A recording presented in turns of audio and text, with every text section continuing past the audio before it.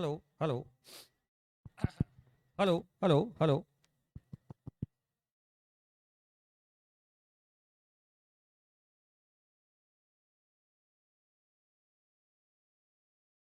Good morning. हमने chapter start किया था सिंगल एंट्री सिस्टम, और शायद आपको नेक्स्ट सैटरडे, कमिंग सैटरडे का टेस्ट भी पता होगा कि हमारा सिंगल एंट्री का प्री पोस्ट का टेस्ट होने वाला है संडे को ना। कमिंग संडे ना, मतलब कल छोड़ के परसों ही टेस्ट होने वाला है। यस, गुड मॉर्निंग सारे। अब मैं पता नहीं, इधर हाथ हिला तो दिखता है, इधर होगा इनको उल्टा दिखता होगा। इधर हाथ हिलाऊंगा तो ठीक दिखेगा। चलिए बेटा। यस, मेरी वॉइस थोड़ा ये वॉइस इनको ठीक से नहीं आ रही है। ध्रुव बेटा, वॉइस ठीक है सबको?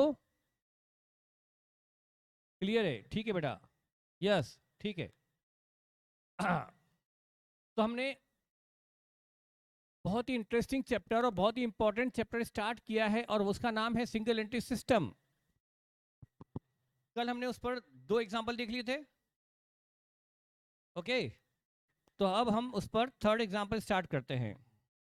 बेटा, कुछ बच्चों को कल मैं ऑब्जर्व कर रहा था जिनका ध्यान मेरी तरफ नहीं था। मैं उनको पॉइंट आउट करना नहीं चाहता, उसकी तरफ देखकर भी नहीं बोलना चाहता हूं, पर मैं चाहता हूं कि वो थोड़ा सुधर जाए।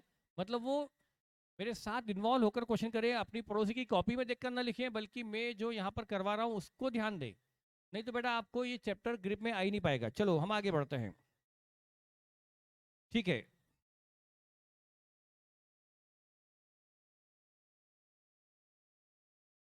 ठीक है। अब लिखिए एग्जाम्पल 3।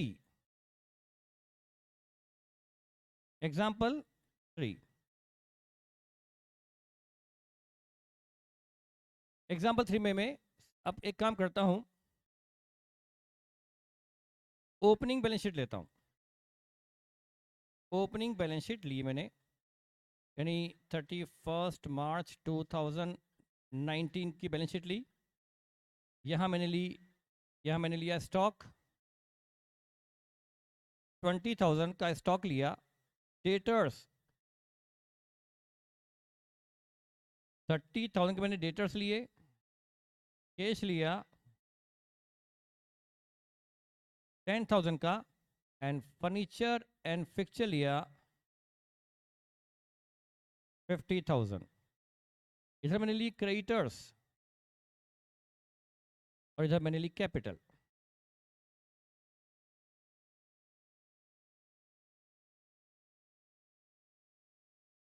मैंने क्रेडिटर लिए 40,000, इधर टोटल हुआ 110। 110 में से गया 40।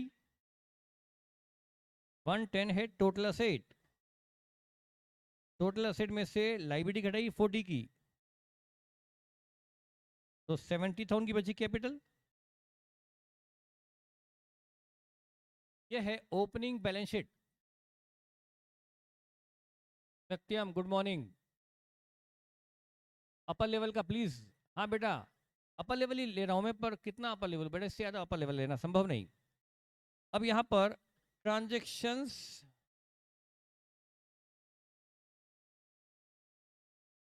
ड्यूरिंग 2019-20, ये 2019-20 के ट्रांजैक्शन है। 19-20 के number 1।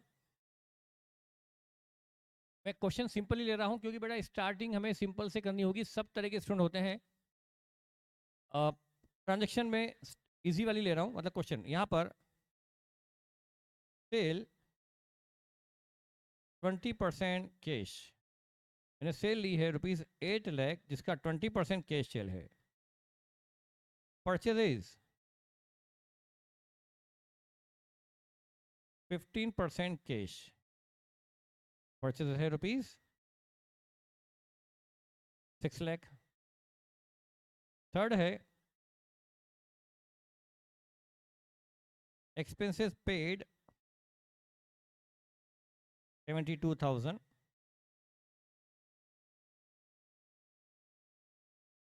Fourth received from debtors, receipt from debtor,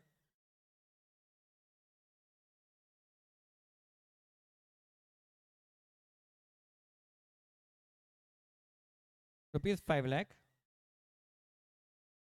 bad debts rupees 5,000, paid to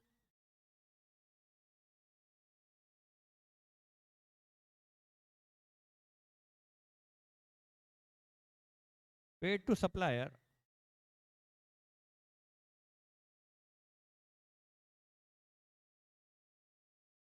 for 4 lakh का पेमेंट किया है सप्लायर को, cash drawn by honour rupees, ये अननोन है, case drawn by honour unknown है, ये हमको निकालना है कितनी केस ऑनर लेके गया, अननोन है। इसके बाद other information, other informations, number 1 closing stock,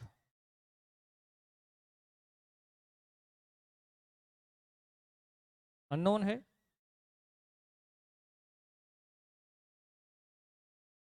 GP rate 20% ये गिवन है, और डेप्रिसिएशन रेट 10% पर एनम है, और क्लोजिंग कैश 12,000 की है। और एक पॉइंट और जोड़ दूं, क्वेश्चन बहुत लेंदी नहीं हो जाएगा, चलेगा? चलो मैं एक पॉइंट और जोड़ देता हूं, expenses outstanding at year and rupees 4,000, 4,000 के एक्सपेंसेस आउटस्टैंडिंग है, ठीक है।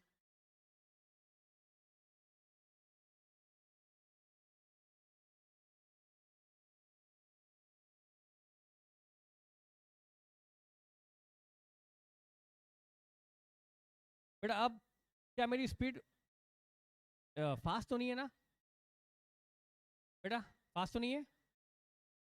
करते वक्त आप मुझे बिल्कुल फॉलो करो जैसे मैं करते जा रहा हूँ, मतलब मेरे पहले सोच लो ट्रांजेक्शन का डबल इफेक्ट क्या होगा, मेरे पहले सोच लो कि कहाँ डेबिट कहाँ क्रेडिट, और मेरे साथ साथ उसको करते जाओ, तभी आपको चैप्टर समझ में आएगा।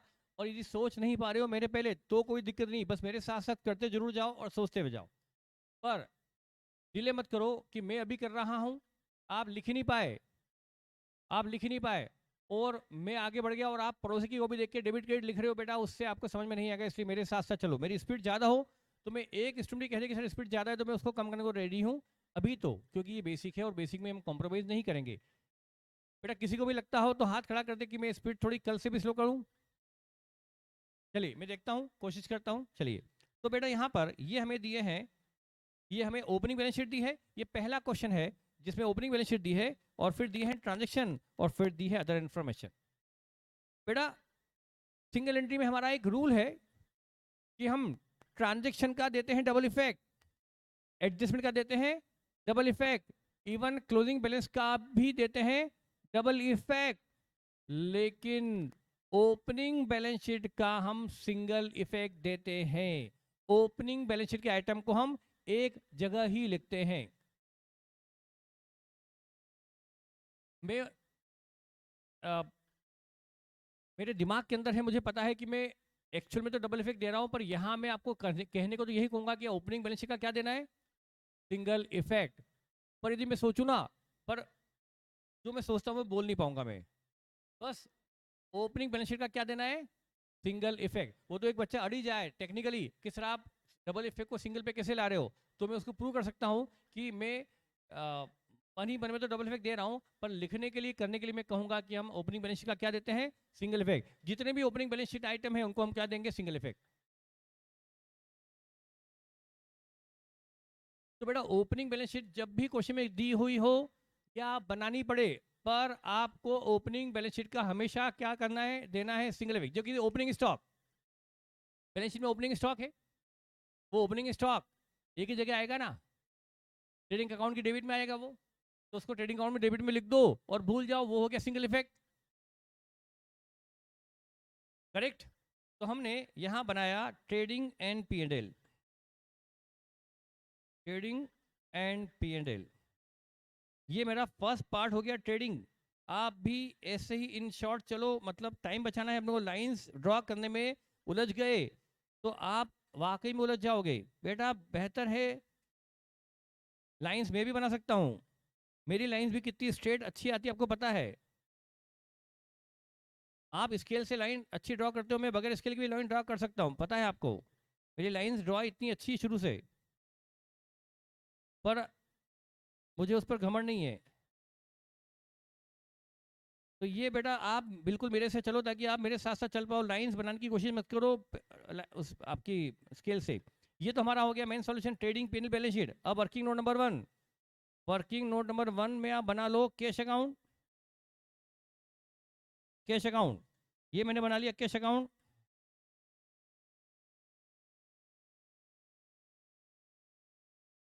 Cash account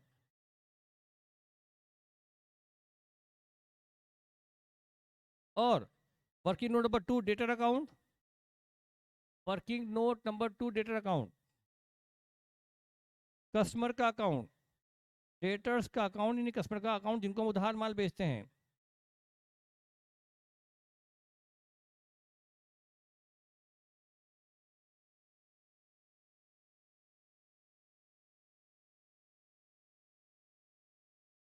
working note 3 creditors account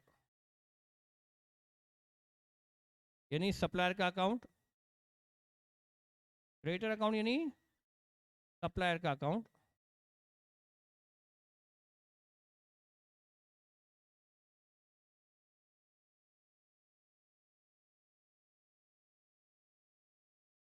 credit account, बस 3 अकाउंट की जरूरत है बस। अभी में तो 3 की जरूरत है, हमने 3 अकाउंट बना लिए वर्किंग नोट में, cash account, debtor account, creditor account.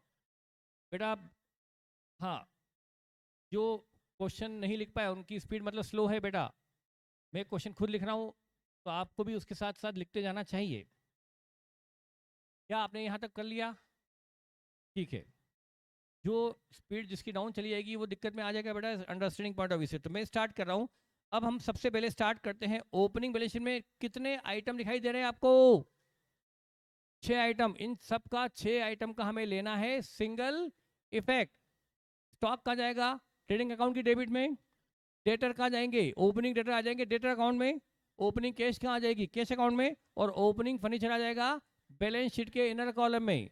फिर ओपनिंग क्रेडिटर क्रेडिट अकाउंट में, और ओपनिंग कैपिटल बैलेंस शीट के इनर कॉलम में।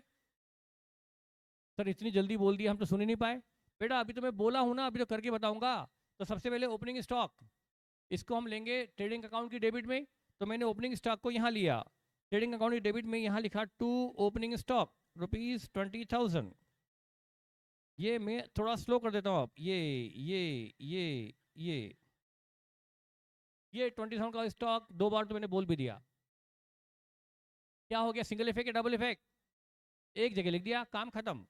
अगला आइटम क्या है बैलेंस शीट में, पहले असेट साइड से चलो, असेट साइड से चलो, उसके बाद लायबिलिटी पे शिफ्ट होंगे। अगला आइटम क्या है बैलेंस शीट में, डेटर। ये ओपनिंग डेटर है, ये ओपनिंग डेटर को हम रख देंगे डेटर अकाउंट की बैलेंस में। तो हमने जो डेटर अकाउंट खोल रखा है, यहाँ लिख देंगे to balance BD, to balance BD ₹30,000 के ओपनिंग डेटर मैंने लिख दिए डेटर अकाउंट की डेबिट में। ये ओपनिंग डेटर का भी हो गया सिंगल इफेक्ट। नेक्स्ट है कैश ₹10,000, कैश ₹10,000। ये कैश हमारी कैश अकाउंट के ओपनिंग बैलेंस में आ जाएगी। ये ओपनिंग कैश के थ्रू हम क्लोजिंग कैश निकालने वाले हैं, तो ये कैश अकाउंट में लिख देंगे टू बैलेंस बीडी ₹10,000। हमने ओपनिंग कैश लिख दी कैश अकाउंट के डेबिट में 10,000। अभी है ओपनिंग फर्नीचर रुपीज 40-50,000 का है furniture, opening furniture.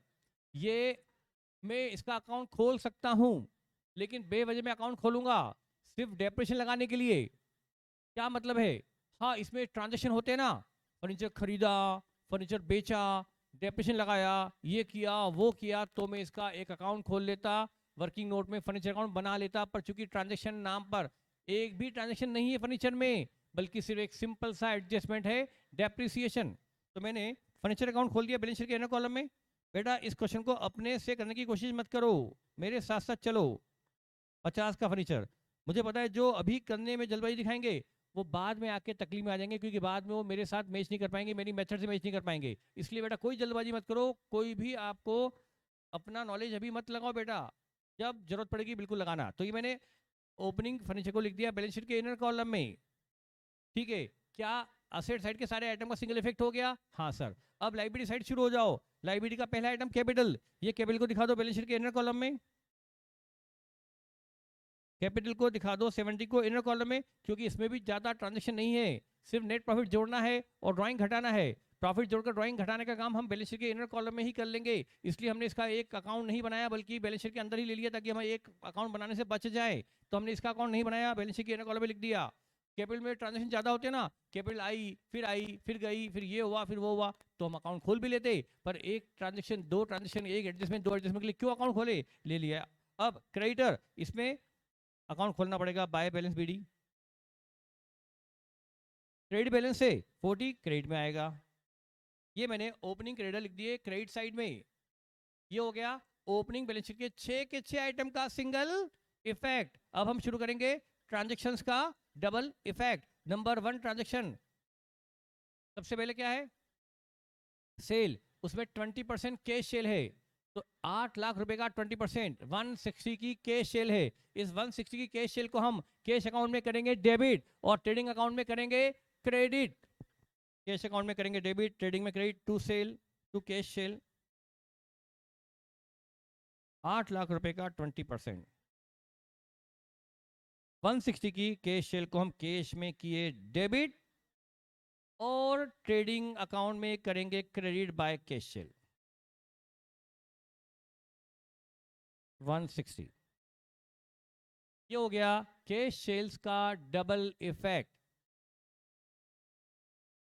Cash account में डेबिट और ट्रेडिंग अकाउंट में क्रेडिट। अब बची क्रेडिट सेल, इस क्रेडिट सेल को हम ट्रेडिंग में करेंगे क्रेडिट और डेटर्स में करेंगे डेबिट, तो यहां लिखेंगे बाय क्रेडिट सेल।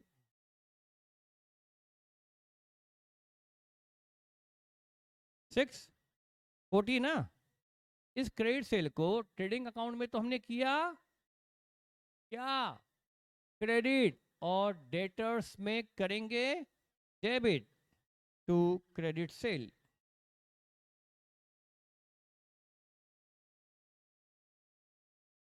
$640, तो हमने डेटर में डेबिट करके ट्रेडिंग में क्रेडिट कर दिया, क्रेडिट सेल के दे दिए डबल इफेक्ट।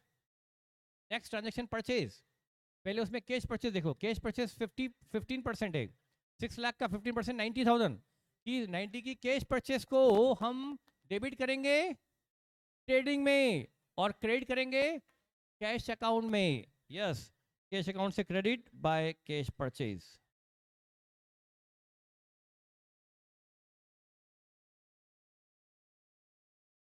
₹6 लाख का 15% 90,000 कैश अकाउंट से क्रेडिट और ट्रेडिंग अकाउंट में डेबिट। हाँ बेटा ऋतिका, ऋतिक गुप्ता लिख सकते हैं बेटा, 160 प्लस 640 को मिलाकर अब 160 और कैश सेल क्रेडिट सेल को इंटर में लिख के बाहर 8 लाख लिख सकते हो, दोनों चलेगा। अभी तो मैं इजी वाले क्वेश्चन कर रहा हूँ, चलेगा। तो 90 की कैश परचेज को हमने कैश अकाउंट से किया क्रेडिट और ट्रेडिंग में करेंगे डेबिट टू कैश परचेज।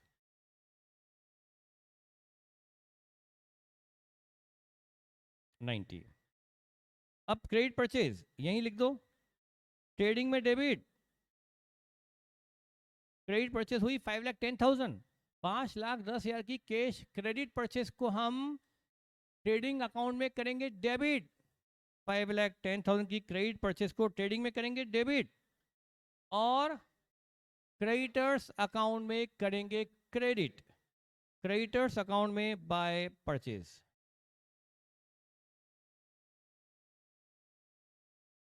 $5,10,000 ये हमने क्रेडिट परचेज के भी दिए हैं, double effect. Next next expenses paid, expenses paid, expenses का पेमेंट करना, ये एक कैश ट्रांजैक्शन है, और एक्सपेंसेस होना, एक्सपेंस इनकर्ड एक अलग चीज है। यदि मैंने एक बिजनेस में अकाउंटेंट हूँ किसी बिजनेस का, मैंने अपने बिजनेस में जो हमारा जो सेल्समैन है उससे काम करवाया 12 महीने, काम करवाया 12 महीने 12 मंथ, और सैलरी अभी 11 महीने की ही पे की है, तो 11 के लिए कहा जाएगा सैलरी पेड, और 1 मंथ के लिए सैलरी अनपेड, तो 11 मंथ की सैलरी क्या होगी, एक्सपेंसेस पेड, और 12 मंथ की सैलरी को क्या कहेंगे, एक्सपेंसेस इनकर्ड, व्यय हुआ। सैलरी एक्सपेंसेस इनकर्ड कितने हुए, 12 मंथ, एक्सपेंस पे कितने महीने का हुआ, 11 मंथ, तो एक्सपेंसेस पेड और एक्सपेंसेस इनकर्ड में फर्क होता है। पे मतलब व्यय का भुगतान हुआ हिंदी में कहूं तो मैं, और व्यय हुए मतलब एक्सपेंसेस इनकर्ड। तो अक्रूवल बेसिस पे जो होता है उसको बोलते हैं एक्सपेंसेस इनकर्ड, और कैश बेसिस पे जो होता है वो होते हैं एक्सपेंसेस पेड।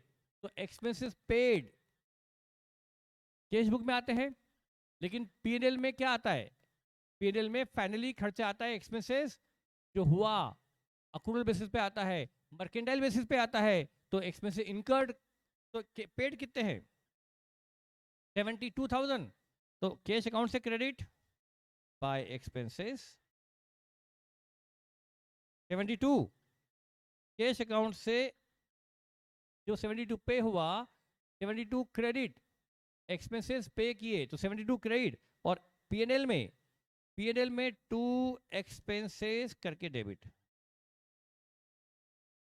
72। इसको मैं इनर कॉलम में क्यों लिख रहा हूं, क्योंकि 72,000 हमारा खर्चा नहीं है, 72,000 तो हमने एक्सपेंसेस वो जो पे किए हैं, अभी जो पे नहीं किए, जो आउटस्टैंडिंग है, अदत्त है, बकाया है, अक्रूड है, इस साल expenses incurred during the year but not paid, ये है आउटस्टैंडिंग, ये है अदत्त, बकाया, अक्रूड, ये एक्सपेंसेस भी इसी साल का खर्चा है, उसको इसी साल के पीएनएल में पहुंचाने के लिए उसको एक्सपेंसेस में अभी कुछ एडजस्टमेंट करना बचा है। तो मैंने एक्सपेंसेस पेड को कैश अकाउंट से किया क्रेडिट, और पीएनएल के इनर कॉलम में किया डेबिट, क्योंकि इसमें अक्रूड का एडजस्टमेंट पेंडिंग है। Next next transaction, receipt from debtor, हमें डेटर से मिला, कैश अकाउंट में डेबिट टू डेटर,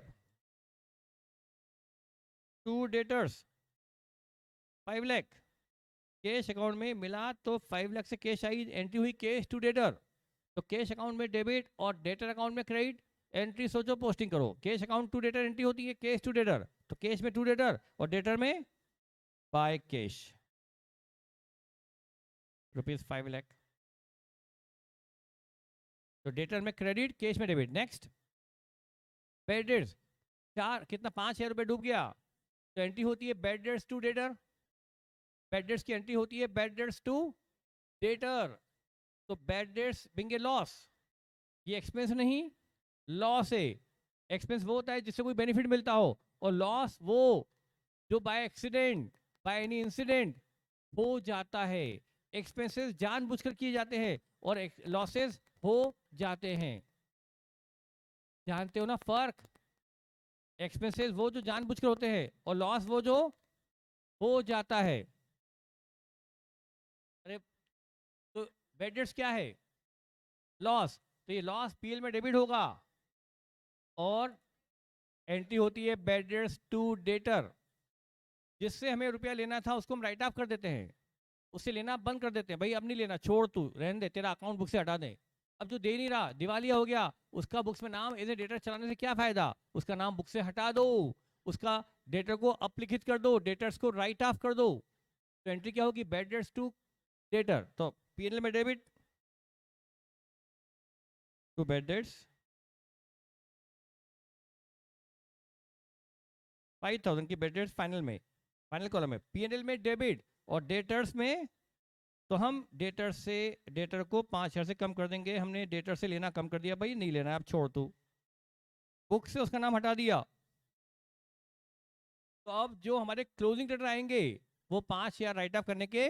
तो क्लोजिंग डेटर हमेशा कौन से आते हैं? वो डेटर जिससे अभी मिलना बाकी है, जिससे मिलना बाकी 5000 से मिलना बाकी कहाँ रहा, उसको तो हम ही डूबत मान चुके। तो जो हमारा डूबत मान चुके, जिसको बैड डेट मान चुके, उसको एज ए डेटर की लिस्ट में दिखाना कतई लॉजिकल नहीं है। तो हमने उसको डेटर 5000 को राइट ऑफ कर दिया। Next, paid to supplier, entry होगी क्रेडिटर टू कैश। क्रेडिटर में to cash rupees, creditor to cash, creditors में डेबिट और कैश अकाउंट में क्रेडिट बाय क्रेडिटर रुपीज 4 लाख। कैश अकाउंट से क्रेडिट और क्रेडिटर में डेबिट रुपीज 4 लाख। नेक्स्ट,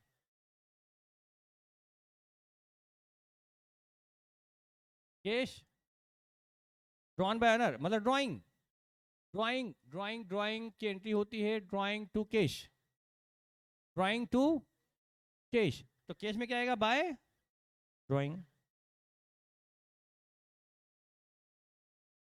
कैश अकाउंट से ड्राइंग क्रेडिट होगी क्योंकि कैश गई है, तो कैश क्रेडिट और ड्राइंग कैपिटल में डेबिट कर देंगे।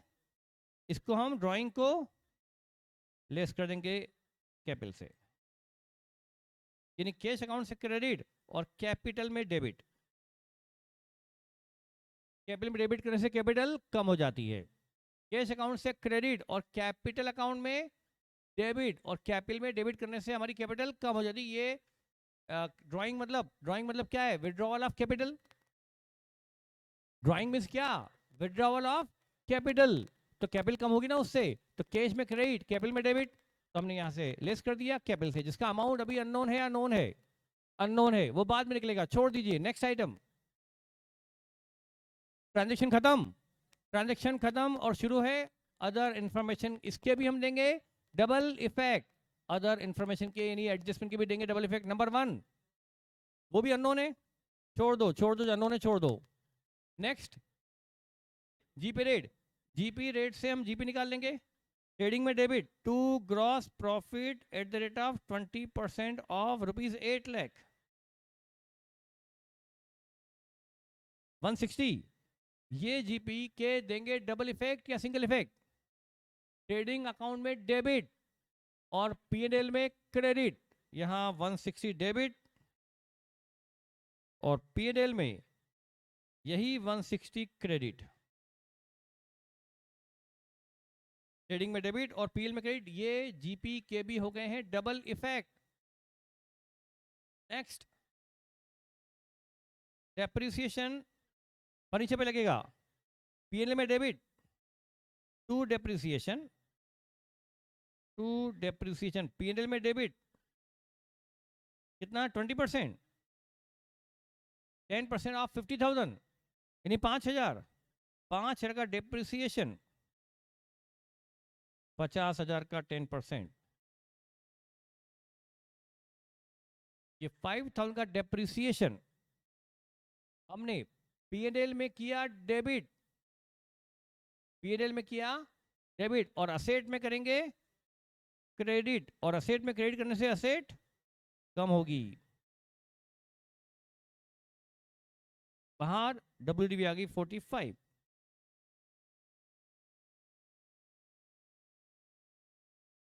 ठीक है। Next information, closing cash. Closing cash हमें दी हुई है, ये दो जगह लिखेंगे, एक जगह तो यहाँ कैश अकाउंट में लिखा दो by balance CD, by balance CD closing cash. 12 की कैश को कैश अकाउंट में भी दिखाना है, क्लोजिंग कैश को हमने कैश अकाउंट में भी दिखाया। क्लोजिंग कैश को हमने कैश अकाउंट में भी दिखा दिया और बैलेंस शीट में भी दिखा दो कैश 12,000। ये हमने कैश क्लोजिंग के भी दे दिए डबल इफेक्ट। क्लोजिंग कैश के हमने दो इफेक्ट दिखा दिए। और एक्सपेंसेस आउटस्टैंडिंग ₹4,000, उसकी एंट्री सोचिए क्या होती है। आउटस्टैंडिंग एक्सपेंस की एंट्री होती है expenses DR to outstanding expense, यानी एक्सपेंसेस में डेबिट और लाइबिलिटी साइड में credit as a outstanding expenses. Entry याद है ना, expenses DR to outstanding expense entry होती है, तो एक्सपेंसेस डेबिट होगा, एक्सपेंसेस डेबिट होने से एक्सपेंसेस बढ़ेंगे, तो ये जो एक्सपेंसेस है इसमें प्लस आउटस्टैंडिंग 4,000 खर्चे में जोड़ दो और बाहर दिखा दो एक्सपेंसेस 76। सिंगल इफेक्ट हो गया, हमने 4,000 के एक्सपेंसेस को ये क्लोजिंग आउटस्टैंडिंग को जोड़ दिया। क्यों जोड़ दिया? क्योंकि ये करंट ईयर का खर्चा था, ये करंट ईयर का खर्चा था, भले पे ना हुआ हो तो क्या, खर्चा तो इस साल का है ना, तो उसको इस साल के पीएल में लाने के लिए एक्सपेंस में डेबिट कर दिया, एक्सपेंस में जोड़ दिया, तो एक्सपेंस में डेबिट और लाइबिलिटी में क्रेडिट। पे अगले साल करेंगे पर है खर्चा इस साल का, expenses not paid but belongs to current year, so it is provided. तो क्या एंट्री करी? Expenses DR to outstanding expenses, expense में डेबिट और लाइबिलिटी में आउटस्टैंडिंग एक्सपेंसेस क्रेडिट।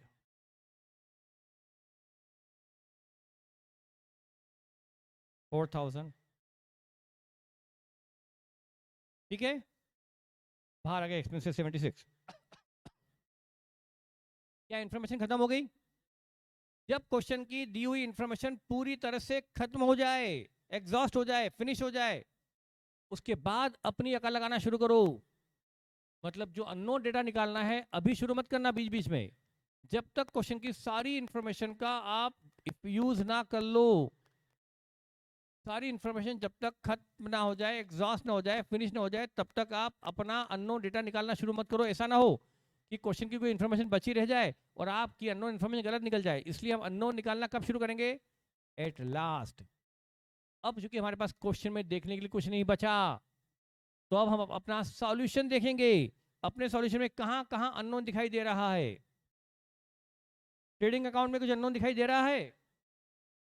ट्रेडिंग में ओपनिंग स्टॉक गिवन है, परचेज गिवन है, सेल भी गिवन है, जीपी भी गिवन है, तो क्या बच गया ट्रेडिंग अकाउंट का? बैलेंसिंग फिगर, क्लोजिंग स्टॉक, ये लिखेंगे by closing stock balancing figure. ये क्लोजिंग स्टॉक गिवन था या निकाला आपने? वहां चेक करने वालों को कैसे पता पड़ेगा कि आपने फाइंड आउट किया है गिवन नहीं था? यहां लिखिए ब्रैकेट में बैलेंसिंग फिगर।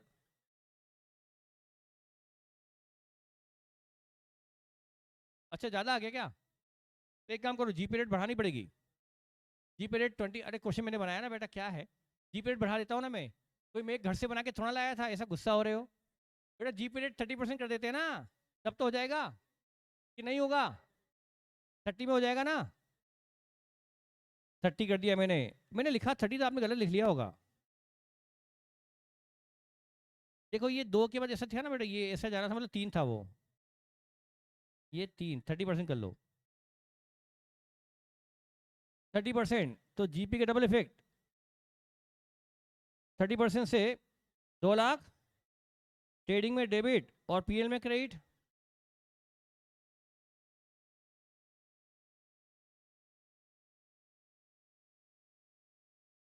बताओ बैलेंस शीट में स्टॉक कितना आया? 60। ये 60 के डबल इफेक्ट होंगे या सिंगल इफेक्ट? ये 60 ट्रेडिंग अकाउंट की क्रेडिट में भी आएगा और बैलेंस शीट में भी आएगा। बैलेंस शीट में closing stock 60।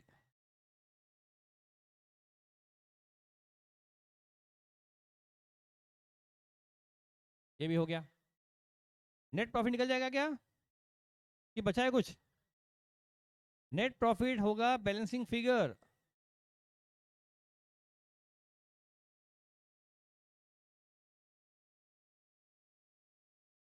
One fifty four अनविक, 154 का नेट प्रॉफिट पीएनएल में डेबिट, 154 का नेट प्रॉफिट पीएनएल में डेबिट और कैपिटल में क्रेडिट। कैपिटल में क्रेडिट मतलब कैपिटल में जोड़ देंगे, ऐड कर देंगे। पीएनएल में डेबिट और कैपिटल में क्रेडिट।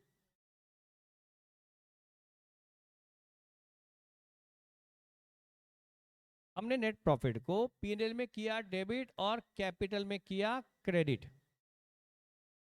नेक्स्ट, ड्राइंग, बेटा कैश अकाउंट में ड्राइंग निकल जाएगी और ये होगी हमारा बैलेंसिंग फिगर 96,000।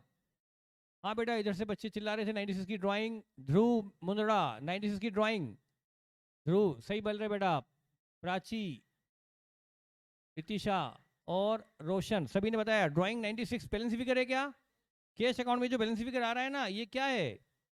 ड्राइंग क्वेश्चन में है, क्वेश्चन ने कहा है ड्राइंग तो है पर उसका डेटा अननोन है, क्वेश्चन मार्क था, इसका मतलब ड्राइंग तो है। और ड्राइंग हमेशा कैश अकाउंट से होती है, कैश अकाउंट का क्रेडिट से क्रेडिट और कैपिटल में डेबिट करेंगे, तो ये बैलेंसिंग फिगर हमारे पास कैश 12,000 ही बचा, तो बाकी कहाँ चला गया? ऑनर घर ले गया। कितना घर ले गया? 96 कैश अकाउंट से क्रेडिट, ये कैश अकाउंट का बैलेंस फिगर था, कैश अकाउंट से क्रेडिट और कैपिटल में डेबिट 96। आउटर में कैपिटल फाइनल कितनी आ गई? आउटर साइड में कैपिटल कितनी? 1,20,000 की कैपिटल। ठीक है, ये भी हो गया। और अब ये data account complete, cash account complete है या अननोन है? उसमें कैश अकाउंट कंप्लीट है या कुछ बचा? अब उसको मत देखो, डेटर अकाउंट में निकल जाएगा closing balance, closing debtor by balance CD 165 के क्लोजिंग डेटर। ये क्लोजिंग डेटर यहाँ भी लिखे जाएंगे, डेटर अकाउंट में भी लिखे जाएंगे और बैलेंस शीट में भी लिखे जाएंगे। इसका भी डबल इफेक्ट हो गया, ये डेटर हमने डेटर में भी दिखा दिए और बैलेंस शीट में भी दिखा दिए debtors 165। Next creditor to balance CD 1,50,000, 150 के क्लोजिंग क्रेडिटर, वो क्रेडिटर अकाउंट में भी दिखाए जाएंगे और बैलेंस शीट की लाइबिलिटी में भी दिखाए जाएंगे। तो 150 क्रेडिटर में भी आ गए और बैलेंस शीट में भी आ गए क्रेडिटर। 150 आ रहे ना। अब बैलेंस शीट का टोटल, आपने टोटल दोनों तरफ का लगाया है, एक तरफ का लगाया? जो दोनों तरफ का लगा रहा है वो डरपोक है, उसको डर लगता है कि एक साइड का टोटल कुछ और आया। क्या बैलेंस शीट का टोटल दोनों तरफ अलग अलग आता है कि एक जैसा आता है? तो फिर यदि लाइबिलिटी का टोटल कितना आया, लाइबिलिटी का 280, तो असेट का कुछ और आ सकता है क्या?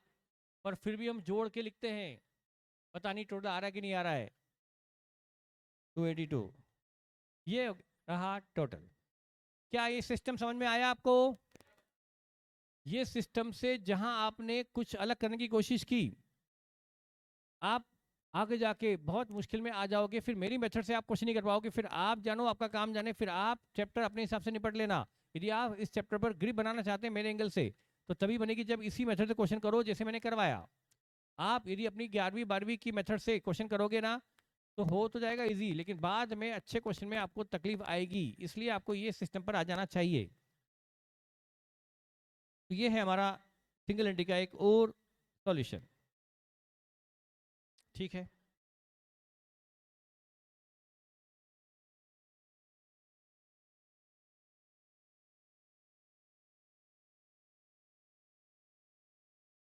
अच्छा अब मैं आपको बताता हूं format of data account, format of data account, format of customer account लिख दो, कस्टमर्स अकाउंट।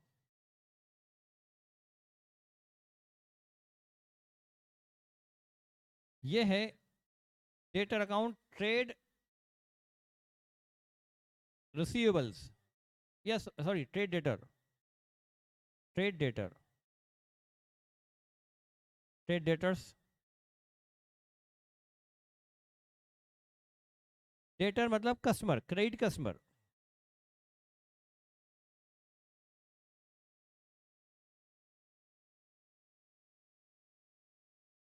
फॉर्मेट बना लीजिए डेटर अकाउंट का।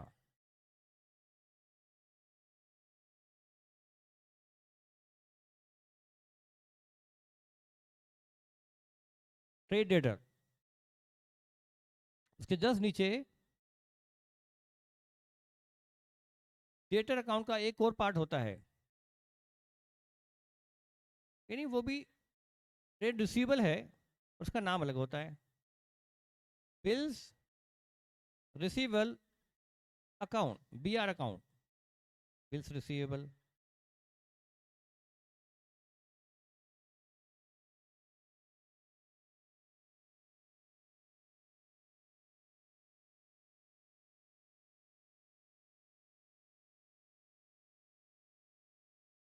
ये हम बना रहे हैं format of debtor and BR account, जो सिंगल एंट्री में बहुत बहुत बहुत काम आते हैं। बगैर ये अकाउंट बने सिंगल एंट्री का क्वेश्चन नहीं होता। बीआर मतलब असेट। क्या मैं ये अज्यूम कर सकता हूं कि आप बिल्स रिसीवेबल के बारे में जानते हैं? पीसीएम वाले बच्चे भी बीआर के बारे में जानते हैं क्योंकि आपने सी फाउंडेशन में बीआर पढ़ लिया है। बोलिए, बोलते भी नहीं बन रही है। बिल्स रिसीवेबल के बारे में जानते हैं अकाउंटिंग? बिल्स रिसीवेबल का बैलेंस जनरली, बिल्स रिसीवेबल का बैलेंस हमेशा क्या होता है? Debit to balance BD. Opening balance हमेशा होता है डेबिट। ये वो बीआर जो साल के शुरू में हमें जिसका पेमेंट मिलना बाकी है, ये वो बीआर जिनकी ड्यू डेट नहीं आई। पता नहीं मैं बोल रहा हूँ ये ऊपर से जा रहा है या क्या हो रहा है। ये वो बीआर जिसकी ड्यू डेट नहीं आई, पर शायद आप ये समझ नहीं पा रहे हो मेरे ख्याल से। इसका मतलब आपको बीआर अकाउंट अभी नहीं आता। बीआर क्या है? ओपनिंग में बीआर का मतलब क्या? क्या समझ गए? बड़ा इधर समझ गए, इधर समझ गए। 3 बच्चों के समझने से कुछ नहीं होता है, सारे बच्चों से मतलब है। बीआर क्या? ओपनिंग बैलेंस मतलब ये वो बिल जो कस्टमर ने पिछले साल एक्सेप्ट तो किए थे और जिसका पेमेंट अभी मिलना क्यों नहीं, क्यों क्यों बाकी है भाई लोग? क्योंकि उनकी ड्यू डेट, तो यही तो वो बिल हो गए जो ईयर के बिगिनिंग में जिनकी मैच्योरिटी डेट नहीं आई थी, प्रीवियस ईयर के एंड तक जो मैच्योरिटी डेट जिनकी नहीं आई थी, जिनका पेमेंट मिलना बाकी है, वो हमारे इस साल के ओपनिंग बीआर हो गए। और बीआर का balance always always always debit होता है। लिख दिया। अब इधर डेटर अकाउंट, डेटर का बैलेंस, डेटर का बैलेंस ऑलवेज तो नहीं बोल सकता, लेकिन जनरली जनरली जनरली डेबिट होता है। कस्टमर का बैलेंस जनरली डेबिट होता है, पर कभी कभी क्रेडिट भी हो जाता है। मैं जिसको माल बेचता हूं वो मेरा कस्टमर है, तो मैं जब उसको मैं उधार माल बेचता हूं तो मुझे उससे लेना ही होगा ना। पर भाई कभी उसने पेमेंट ज्यादा दे दिया तो, मुझे लेना था 5 लाख और उसने मुझे 5,25 दे दिया, मुझे 5 लेना था, उसने 5,25 दे दिया, तो मेरी बुक्स में 25,000 क्या आ गया उसका? Credit balance advance. तो डेटर का बैलेंस जनरली होता है डेबिट, पर कभी कभी होता है क्रेडिट। तो जनरली डेबिट होता है, मैं डेबिट ही लिखता हूं अभी तो, to balance BD. Generally debit होता है, कभी कभी क्रेडिट भी हो सकता है यदि कस्टमर से एडवांस मिला हुआ है तो। ठीक है। अब डेटर, मैं आपसे पूछता हूं, अब डेटर अकाउंट के बारे में हम करते हैं। डेटर्स के बारे में पहले मैं पूछूंगा, फिर पहले हाथ खड़ा करेंगे फिर बताएंगे, बगैर उसके नहीं बताएंगे। मैं जिससे पूछूं वही बताएगा। कब कब डेटर बढ़ते हैं वो आप मुझे बताएंगे। कब कब डेटर्स बढ़ते हैं, किस किस ट्रांजेक्शन से डेटर्स बढ़ते हैं, ये मुझे आपको बताना है सोच समझ के। पहले सोच ले। 1 2 3 4 5 6 7 8 9 10 11 12 13 14 15। बेटा आप लिस्ट जल्दी बना रहे हैं ऑनलाइन में, तो बेटा लिस्ट मुझे एक साथ दें। एक बच्चा एक बता रहा है, दूसरा दूसरी बता रहा है, वो मेरे काम का नहीं, वो तो इधर भी बता देंगे।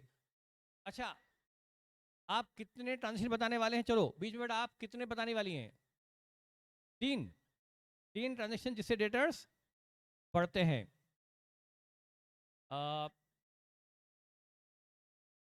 ठीक है बेटा, कोई 4 बता सकता है कि 3 ही बहुत है? बेटी बेटा कोई 3 बताना चाहेगा या 3 से ज्यादा बताना चाहेगा? बेटा मैं डेटर बढ़ने की बात कर रहा हूँ, आप तो कम होने की बात कर रहे हैं। कोई क्या बता रहे हैं? एक कम होने का बता रहे हैं, एक बढ़ने का बता रहे हैं बेटा। 3 चलिए बेटा, आप 3 बताना चाहती है। 3 कितने लोग बता सकते हैं? 3 ट्रांजेक्शन जिससे डेटर बढ़ते हैं, 3 ट्रांजेक्शन जिससे डेटर बढ़ते हैं।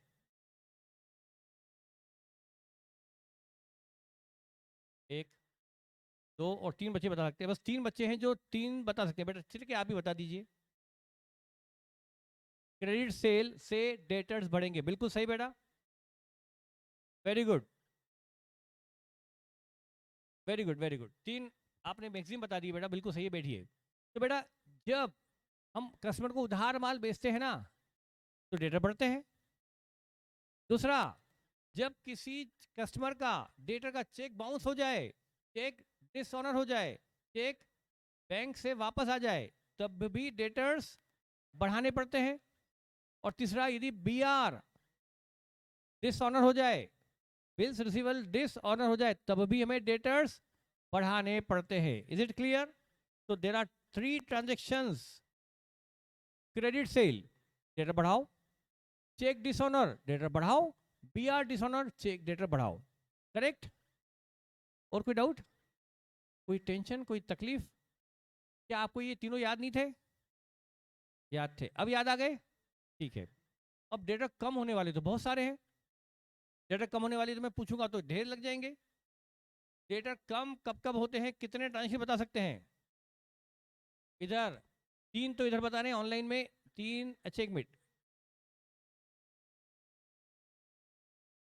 हाँ इधर से 3 या 4 ही, ज़्यादा नहीं बता। मेरे मुझे लिस्ट एक साथ चाहिए बेटा। कितने बता सकते हैं? 3, 5? 3 से कुछ नहीं होना है, या 5 वाले आ चुके बेटा, फेस टू फेस वाले 5 बताने को तैयार है, 3 कुछ नहीं होने। 6? अभी 6 बोल तो दिया, 6 की लिस्ट तो भेजो भैया। मैं नाम नहीं ले रहा हूँ, पर मैं 6 की लिस्ट का वेट कर रहा हूँ बेटा तेरा। 6 की लिस्ट का वेट करता हूँ। 3 से कुछ नहीं होना है, 6। अच्छा इधर 5 वाले हैं ना? 5 वाले कौन है? 5 सोच लिए ना बेटा, ऐसा तो नहीं 5 वाला कोई और है? 1, 2, ठीक है। 1 मिनट,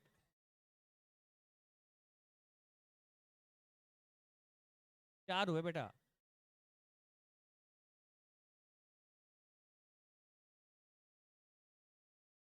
4 ही हो रहे हैं, 4 ही हो रहे हैं। चलो बेटा, हमारे फेस टू फेस में 5 हैं। 5 बताने वाला सबसे पहले किसने था? आप थे बेटा। कैश रिसीव्ड, डेटर से कैश मिलता है तो डेटर कम करने होते हैं, number 1।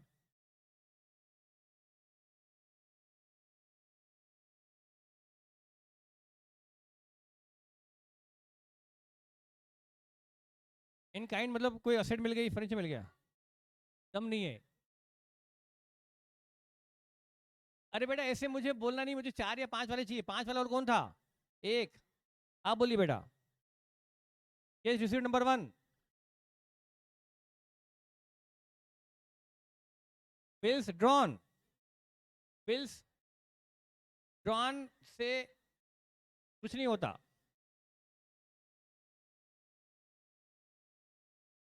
Bills bills received drawn की एंट्री नहीं होती, तो पोस्टिंग क्या होगी? यदि हम बिल ड्रॉ करते हैं तो ड्रॉ करने से एंट्री नहीं होती है, सामने वाला एक्सेप्ट करे और वो हमें दे। We are received, B R received bills drawn and accepted by the customer, then ये होता है बी आर रिसीव्ड। तो एक हुआ कैश रिसीव्ड, एक हुआ B R received. Number 2, paid debts. Number 3,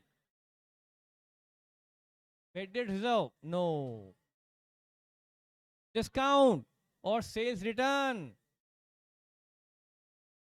एक है, लिखो। चलो, अच्छा आप लिखना शुरू करें डेटर में।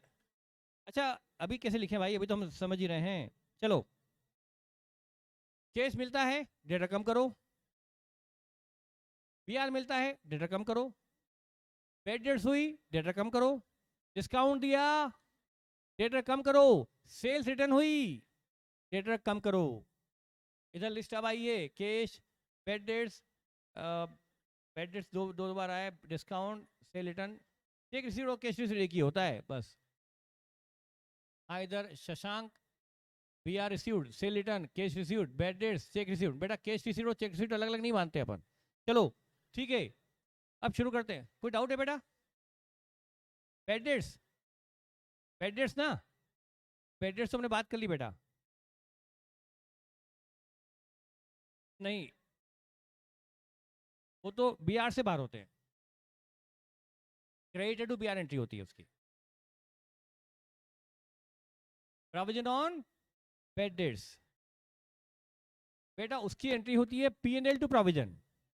जब हम बनाते हैं प्रोविजन फॉर बैड डेट्स, जैसा आप भी उधर बता रहे थे बेटा, प्रोविजन जब बनाते हैं ना डाउटफुल डेट्स के लिए या उस पर, तो एंट्री होती है P and L two provision for doubtful debts. तो इसकी पोस्टिंग कभी डेटर में नहीं आती। वो कहाँ आती है? पीएल में डेबिट और प्रोविजन।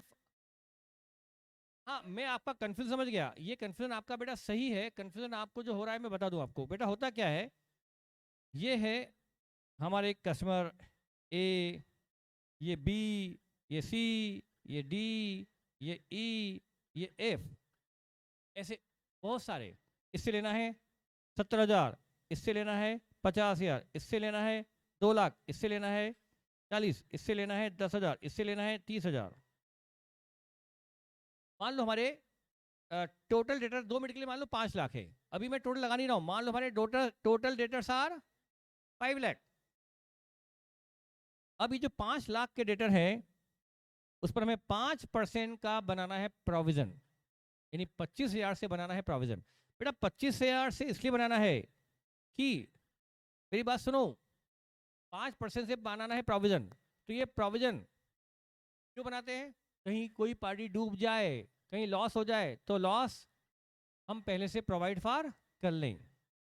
तो 5% सभी का 5% डूबने वाला है, या कोई एक पार्टी डूबेगी या 2 पार्टी डूबेगी? बोलिए, सभी का 5% डूबेगा या एक या 2 पार्टी डूबती है? मतलब पार्टी ऐसा नहीं बोलती है कि मैं 5% के लिए बेड डेट्स 95% ले लो, 5% की बेड डेट्स 95 ले लो, ऐसा मानते क्या अपन? ये बेटा कंफ्यूजन आपको नहीं, सारे बच्चों को होता है, मुझे पता है, और ये वाकई अच्छा डाउट है आपका। तो बेटा हम इसको क्लियर कर देते हैं। तो बेटा 5 लाख के डेटर पर 5% जो प्रोविजन बनता है वो इंडिविजुअल डेटर में बनता है या सारे डेटर में बनता है?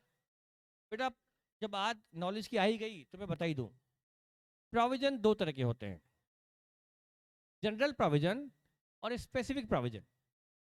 बेटा यदि क्वेश्चन में ये जो पार्टी है, ये पार्टी जो है, पार्टी कौन सी देखो इसमें से, में ये पार्टी ई, ये पार्टी ई जो दिख रही है आपको, अब कहाँ आपको ई दिख रहा है? ये बेटा ई लिखा है मैंने, ये ई।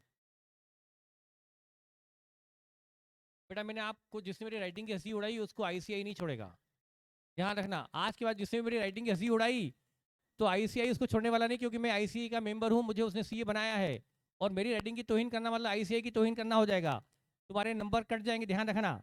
मेरी राइटिंग बेटा बहुत अच्छी है, मैं जल्दीबाजी में लिखता हूँ इसलिए खराब आती है। तो बेटा 10,000 रुपये लेना है ई से।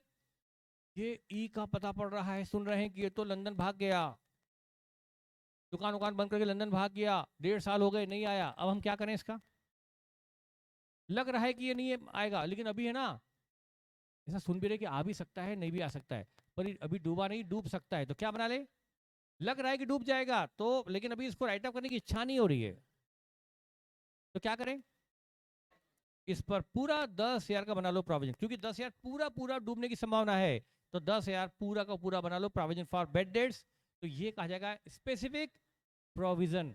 ये किसी एक पार्टी विशेष में बनता है, तब भी हम इसमें क्रेडिट नहीं करते, हम एंट्री करेंगे पी एंड एल में डेबिट 10,000 और प्रोविजन फॉर डाउटफुल डेट्स में क्रेडिट 10,000।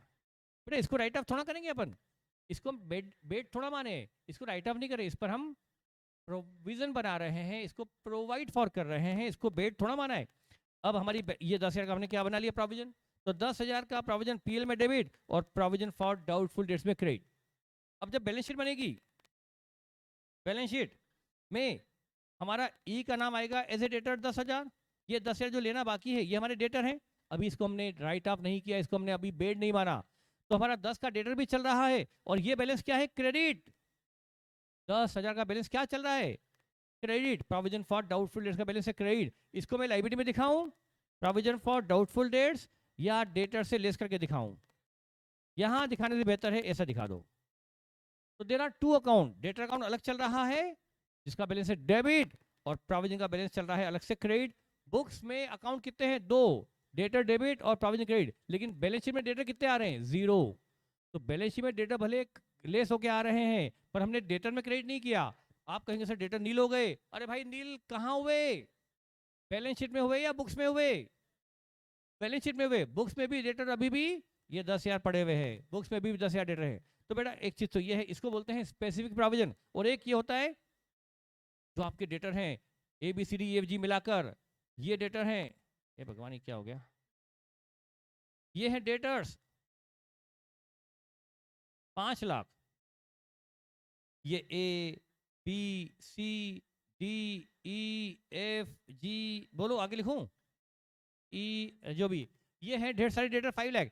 इसमें से कोई एक पार्टी पर शक नहीं है कि ये डूबेगी वो डूबेगी, पता नहीं कौन डूब जाए, किसके चेहरे पे लिखा है कौन भाग जाए, पर हमें लग रहा है कि कुछ न कुछ गड़बड़ तो हो सकती है। तो हम क्या करें, 5% का बना ले प्रोविजन, तो वो होता है जनरल प्रोविजन। ये सारे डेटर में बनता है या किसी स्पेसिफिक पार्टी पर? इसमें गुड डेटर भी आ गए, डाउटफुल भी आ गए, सब आ गए, पेड वाले तो राइट हो चुके। तो अब 5% का जब बनेगा प्रोविजन, तो P&L में to provision for doubtful debts 25,000 यहाँ डेबिट, और प्रोविजन फॉर डाउटफुल डेट्स में 25,000 क्रेडिट।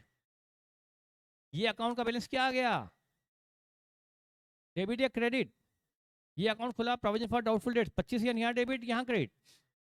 तो बेटा इस अकाउंट का बैलेंस क्या आ रहा है? अच्छा ये अकाउंट तो P&L में गया, खत्म, ये बैलेंस बचा है, इसका बैलेंस क्या आ रहा है? प्रोविजन फॉर डाउटफुल डेट्स के अकाउंट का बैलेंस 25,000 डेबिट आ रहा है कि क्रेडिट? लिखा जाएगा डेबिट में पर कहा जाएगा क्रेडिट बैलेंस। तो मैं इसको प्रोविजन फॉर डाउटफुल डेट्स, क्योंकि क्रेडिट बैलेंस है, यहाँ दिखाऊं या डेटर से लिस्ट करके दिखाऊं?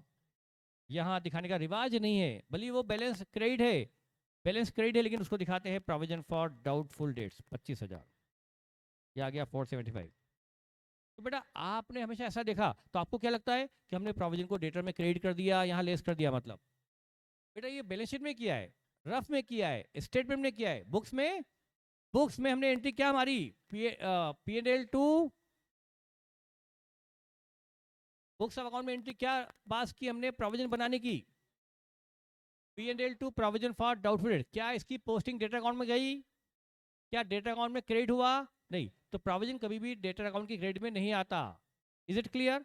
बैड डेट्स आती है, लेकिन प्रोविजन फॉर बैड डेट्स कभी भी डेटा अकाउंट की क्रेडिट में आती नहीं। आप एंट्री सोचो तो ही पता पड़ जाएगा कि आपकी एंट्री के हिसाब से एंट्री होती है P&L to provision for doubtful debts, तो इसकी पोस्टिंग कभी भी डेटा अकाउंट में नहीं आएगी।